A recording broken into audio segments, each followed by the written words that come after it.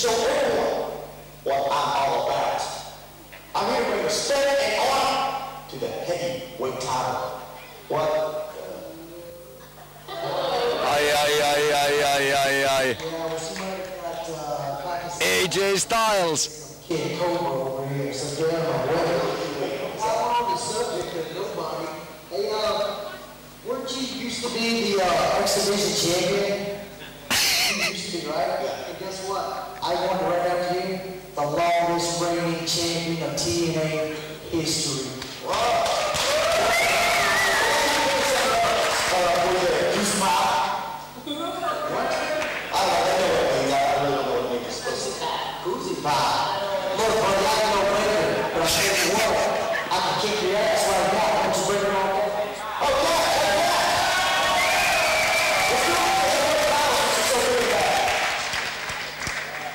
Okay. AJ Styles ja Kid Cash. Molemmat on erittäin pitkän linjan painijoita. AJ Styles, joka tässä kuvassa. Hän on Gainesvilleistä, Georgiasta. Hänellä on ollut mestaruuksia vaikka millä mitalla. Lyyli, jos nainen olisi. Jessus Maria, miten nämä ukot pysyy hengissä? Laskenut, se on aivan totta. Se on melkein ainoa, mikä tuolta valuttaa. Se on veri ja se on jostain suunnasta. Kid. Siellä tuomari antoi takaisin samalla mitalla. Vetivat hemmot alkaa olemaan sen verran nyt jo. Nyt taidetaan hakea sitä. Hakeeko AJ Styles kenties Shooting Styles Press liikettä? Käveleekö kumpikaan? Sekin on täysin mahdollista. Ouch! Kuuluisa belly splash. Olemaan jo vapaapainista, ainakin puhtaimmasta siitä kaukana. Oi hyvä luoja siinä. Mitä? Tuomari näyttää, että tasan tuuman oli Kid Cashin olkapää.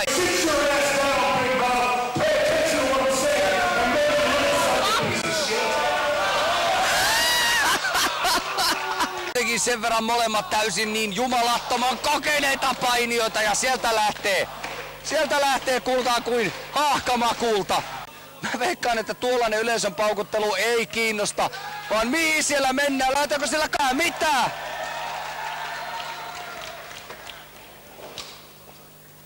Ai ja millainen vinttasu!